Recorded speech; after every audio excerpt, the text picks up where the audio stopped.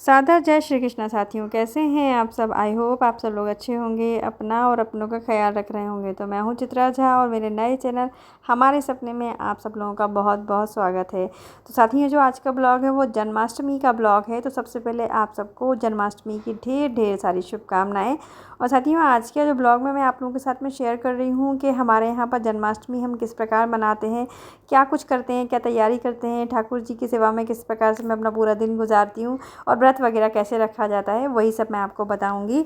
तो सबसे पहले शुरुआत कर रही हूँ रंगोली से। आज मेरे बेटे की छुट्टी है, तो जब वैसे तो मैं डेली रंगोली खुद बनाया करती हूँ, लेकिन जब कोई विशेष त्यौहार वगैरह होता है तो मेरा बेटा ही रंगोली बनाता है। कान्हा को बहुत शौक है रंगोली वगैरह बनाने का, और अच्छा हाथ भी साफ़ होता जा रहा है तो अच्छी रंगोली बना लिया करते हैं। देखिए मटकी बना रहे हैं, और जब ये मटकी बना रहे थे उस टाइम मैं मंदिर गई हुई थी, तो बस मैं जा ही रही थी मंदिर, तो मैंने भी थोड़ा सा शूट कर दिया। और घर की साफ़ सफाई के साथ में आज मैं मंदिर की भी सफाई करती हूँ। तो मेरे लड्डू गोपाल जी थोड़े से काले हो गए हैं। मैं बाहर चली गई थी तो कुछ दिनों से, तो मूर्तियाँ जो होती हैं वो पीतल की थोड़ी काली पड़ जाती हैं, तो मैं अपने घर के ही नुस्खे से उनको साफ़ किया करती हूँ। तो बता देती हूँ आपको कि मैं कैसे साफ़ करती हूँ।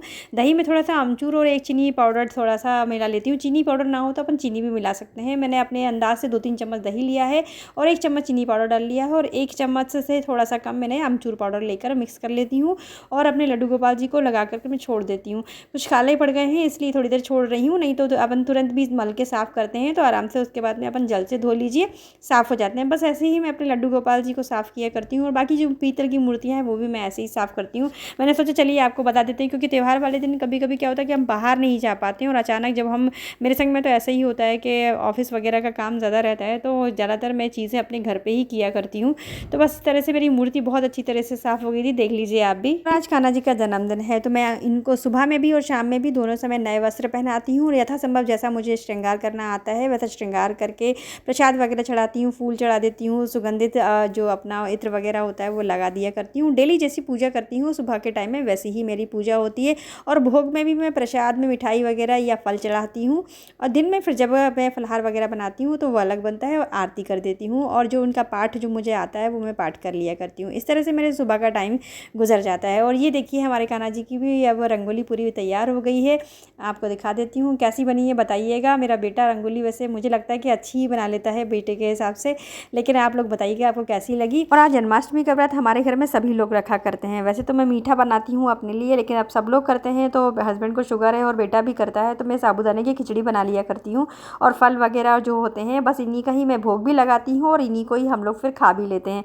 तो अभी पतिदेव तो बाहर गए हुए हैं, इसलिए बेटे के साथ ही मैं फलहार कर ले रही हूँ। लगभग 2-2:30 बजे के आसपास, मतलब 3 भी बज जाता है हमको फलहार करते करते, क्योंकि प्रसादी वगैरह भी मुझे बनाना रहती है, तो वो भी सब तैयारी रहती है, साथ साथ में मैं वो भी करती जाती हूँ। तो अभी पहले फलहार कर ले रही हूँ, फिर बाकी की बची हुई तैयारी भी करूँगी मैं अभी। और जन्माष्टमी के दिन पूजन पाठ के अलावा प्रसादी वगैरह बनाने का भी काम होता है, और डेकोरेशन का भी काम अच्छा खासा होता है।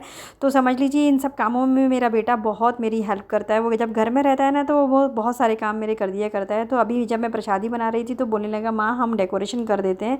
तो आज का जो डेकोरेशन है वो पूरा उसने ही किया था, और काफ़ी अच्छा डेकोरेशन लगा मुझे। उसकी कोई हेल्प ही नहीं करना पड़ी, बस थोड़ा बहुत सामान मैंने निकाल के दिया था, बाकी सारा डेकोरेशन उसने ही किया था। आप बताइएगा डेकोरेशन उसने कैसा किया है। और ये करने में उसको मात्र आधा घंटा लगा था, उसने बढ़िया तरीके से डेकोरेशन अकेले ही कर दिया था। और ये जो डेकोरेशन वाला काम होता है कई लोग एक दिन पहले ही कर लिया करते हैं, लेकिन मेरे घर में थोड़ा स्पेस कम है, घर में जगह कम है, पूजा रूम में ये स्पेस नहीं है, हमको हॉल में ही करना पड़ता है ये जब पूजा पाठ वाला काम होता है, तो इसलिए मैं उसी दिन किया करती हूँ। और देखिए कितनी बढ़िया तरीके से डेकोरेशन किया है, मतलब गणेश जी के टाइम पे ऐसी डेकोरेशन करता है, तो थोड़ा सा लुक चेंज करने के लिए उसने मोर पंख लगा दिया, तो जन्माष्टमी वाली फीलिंग आ गई। आप बताइएगा कैसा लग रहा है आपको डेकोरेशन। और जब कान्हा जी डेकोरेशन कर रहे थे उस टाइम मैं प्रसादी बना रही थी। हमारे यहाँ धनिया पंजीरी का भोग लगाया जाता है, तो मैं वही धनिया पंजीरी बना रही हूँ। बहुत थोड़ी सी ही बनाती हूँ, क्योंकि ये बच्चे ये सब नहीं खाया करते, तो थोड़ा थोड़ा सबको बच जाए, और मैं ही खाया करती हूँ, तो बहुत ही कम बनाया करती हूँ सिर्फ प्रसाद के लिए। और इसके साथ में पंचामृत बनता है भोग के लिए भी, और स्नान के लिए अलग से बनाना पड़ता है। खीर पूड़ी बनाई है मैंने, लड्डू बनाए हैं, यही सारी चीज़ें बनाती हूँ। और माखन मिश्री, मतलब माखन मैं अपने घर में खुद ही तैयार करती हूँ, वो भी दिखाती हूँ आपको मैं कैसे बनाया करती हूँ। तो सुबह सुबह मैंने ताज़ा दूध गर्म किया था और उसको फ्रिज में रख दिया था ठंडा होने के बाद। और अब देख लीजिए मलाई बहुत अच्छी तरह से जम गई है उसके ऊपर, और मैं मलाई को निकाल ले रही हूँ कढ़ाई में। और जिस तरीके से मैं आपको माखन बना के दिखा रही हूँ उसी मेथड से ही मैं घी भी बनाया करती हूँ, बड़ी ईजीली बन जाता है। और माखन बनने में तो 2 ही मिनट लगते हैं, इसलिए मैं ताज़ा ताज़ा बिल्कुल माखन बनाती हूँ मेरे कान्हा जी के लिए। और नॉर्मली भी जब मुझे भोग लगाना होता है तो मैं इसी तरीके से माखन का भोग लगाती हूँ बना के अपने हाथों से। तो देखिए मलाई निकल गई है और अब मैं इसको मथ ले रही हूँ अपने हाथों से। और जितना अच्छी तरह से अपन मथ पाते हैं, जितना जल्दी जल्दी मथेंगे उतना जल्दी निकल जाता है। बस अपन ने मथते गए और 2 मिनट के अंदर ही मलाई आराम से अलग हो जाती है, और दूध पानी पानी जो होता है वो दूध होता है वो अलग हो जाता है, मक्खन बन जाता है। वीडियो आपको मैंने थोड़ा सा स्पीड में दिखाया है क्योंकि वीडियो लंबा हो जाता है, इसलिए हमको हल्के हाथों से ही करना होता है, इतनी तेज़ तेज़ करने की आवश्यकता बिल्कुल भी नहीं होती है। और ये लीजिए मक्खन बन के एकदम तैयार हो गया। और बहुत खुशी होती है मुझे कि मैं अपने कान्हा जी के लिए जो मेन भोग होता है वो खुद बनाया करती हूँ अपने हाथों से। देखिए फ्रेश मक्खन कितना अच्छा लग रहा है, और डेकोरेशन भी कम्प्लीट है, बाकी भी तैयारी मेरी हो ही गई है। और एक चीज़ और आपको बताऊँ कि हमारे यहाँ पर जो लोग रक्षाबंधन के दिन राखी नहीं बांध पाते हैं वो जन्माष्टमी के दिन बांध लेते हैं। और मैं रक्षाबंधन के दिन जबलपुर गई हुई थी, और ये मेरे मुँह बोले भैया हैं, मेरा भाई तो अमेरिका में रहता है, तो मैं इनको राखी नहीं बांध पाई थी। इनफैक्ट मैंने इस साल किसी को भी राखी नहीं बांधी थी अभी तक, तो मेरे से ये राखी बंधवाने के लिए आए हैं। और बाकी मेरी तैयारी हो गई है, और मेरे को देख भी रहे होंगे आप कि मैंने साड़ी वगैरह भी पहन ली है। कोशिश करती हूँ कि फेस्टिवल वाले दिन साड़ी वगैरह पहनकर अच्छे से मनाऊँ, तो जल्दी जल्दी बस मैंने साड़ी पहन ली है, बाकी खाना भी तैयार ही है, और बस पूजा की तैयारी ऑलमोस्ट हो ही गई है। और 7 बजे के आसपास हम ये पहले राखी बांध ले रहे हैं, और बाकी जो काम है वो मैं आपको आगे बताती हूँ कि हम पूजन कैसे करते हैं।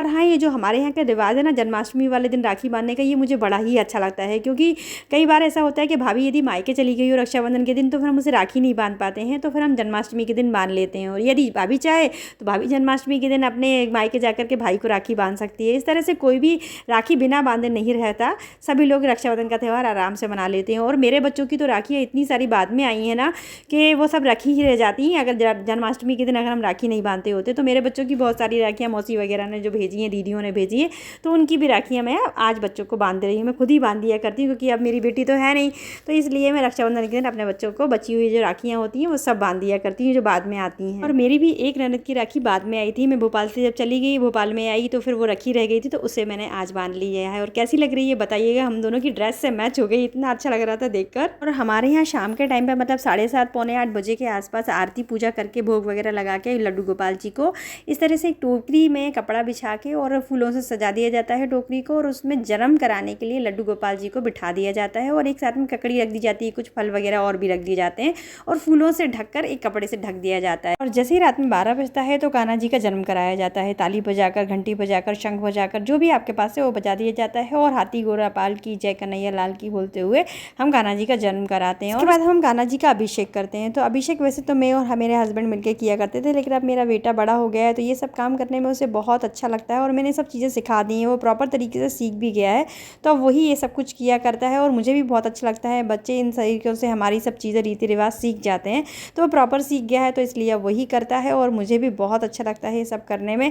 तो अच्छे तरीके से फिर हम अभिषेक वगैरह करते हैं, और श्रृंगार जितना अच्छा कर पाते हैं उतने से श्रृंगार कर लेते हैं। जो मैंने भोग बनाए सारे में भोग लगाती हूँ, फूल वगैरह हम अर्पित करते हैं, तो पूरे परिवार के साथ में हम ये पूजन किया करते हैं और फिर आरती करते हैं। और ये सब करने के बाद में जो घर में माहौल बनता है ना, उसका मैं क्या कहूँ, बहुत ही अच्छा लगता है। शाम तक में ये सब करते करते हम थक ज़रूर जाते हैं, लेकिन बहुत अच्छी वाली फीलिंग आती है। रात को करीबन 12:30 पौने 1 बज जाता है ये सब चीज़ें करते करते। और जो मैं भोग बनाती हूँ सारे भोग लगाती हूँ, प्रयास करती हूँ कि ज़्यादा से ज़्यादा चीज़ों का, उनकी जो कान्हा जी की फेवरेट चीज़ें हैं वो सारे भोग मैं बनाया करती हूँ और उनका भोग लगाती हूँ। सबसे आखिरी में जब आरती वगैरह हो जाती है तो फिर हम झूला झुलाते हैं, और पूजन वगैरह सब अच्छे से करने के बाद में मैं पंचामृत ले लेती हूँ। और फिर हमारे यहाँ जो भोपाल में एक बांके बिहारी जी का मंदिर है चौक में, बहुत ही बढ़िया मंदिर है, मैं वहाँ जाया करती हूँ पूरी फैमिली के साथ में। और यहाँ पर जो जन्म होता है वो प्रोग्राम बहुत ही बढ़िया होता है। फिलहाल जब मैं पहुँची तो यहाँ पर 1:15 बज रहा था, लेकिन बहुत ही बढ़िया लग रहा था यहाँ पर उस टाइम पर भी। और अगर आपको जन्म देखना हो तो 12 बजे से पहले यहाँ आना पड़ेगा। और इतने सुंदर यहाँ पर कान्हा जी, जो श्याम रंग के जो श्यामा जी होते हैं, ये देखिए 1:15 बज रहा है रात का, और भीड़ बहुत ज़्यादा थी। अगर आप 12 बजे के आसपास यहाँ आएंगे तो बहुत ज़्यादा ही वाली भीड़ मिलती है। और यहाँ पर 56 भोग बांटा जाता है, तो मेरे को तो बहुत लेट हो गया था आने में, और यहाँ पर माखन मिश्री का मेन प्रसाद मिलता है, तो मैं वो प्रसाद ज़रूर लेती हूँ, उसी के लिए यहाँ पर आती हूँ।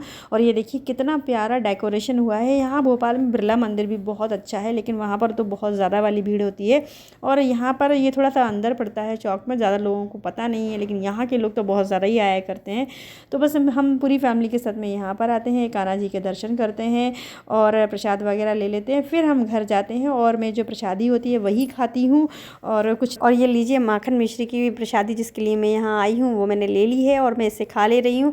और घर पर जाने के बाद में जो पंजीरी वाला प्रसाद होता है, फल वगैरह होते हैं, मैं वही खाती हूँ। बच्चे लोग चाहें तो खाना खा सकते हैं, हस्बैंड भी खाना खा लिए करते हैं, लेकिन इस बार उन्होंने भी कुछ नहीं खाया है, फल वगैरह ही सब लोग खा रहे हैं। और इस तरह से हमारा इस जन्माष्टमी का त्यौहार है, बस हम मनाया करते हैं और बहुत अच्छा लगता है। यहाँ पर तो पूरी रात प्रोग्राम चलता है, ऑर्केस्ट्रा चलता ही रहता है, भजन वगैरह चलते रहते हैं और बहुत बढ़िया अच्छा लगता है मुझे यहाँ आने के बाद में। और ये थे हमारी झांकी, कैसी लग रही है आपको बताइएगा। और आज का ब्लॉग कैसा लगा ज़रूर बताइएगा। आपके यहाँ जन्माष्टमी कैसे मनाते हैं कमेंट ज़रूर करिएगा। तो आशा करती हूँ कि आपको मेरा ब्लॉग अच्छा लगा होगा। वीडियो अच्छा लगा हो तो वीडियो को लाइक कीजिएगा और मुझे सपोर्ट करने के लिए मेरे चैनल को सब्सक्राइब कीजिएगा। भाई नया चैनल है, आप लोगों का सपोर्ट मिलेगा तभी हम आगे बढ़ पाएंगे। और आप लोगों का एक लाइक हम लोगों को बहुत मोटिवेट करता है, तो लाइक कीजिएगा और ज़्यादा से ज़्यादा लोगों को शेयर कीजिएगा। मिलते हैं फिर अच्छी सी वीडियो के साथ, तब तक के लिए अपना और अपनों का ख्याल रखिए। एक बार फिर से हैप्पी जन्माष्टमी और आप सबको सादर जय श्री कृष्णा। हर हर महादेव।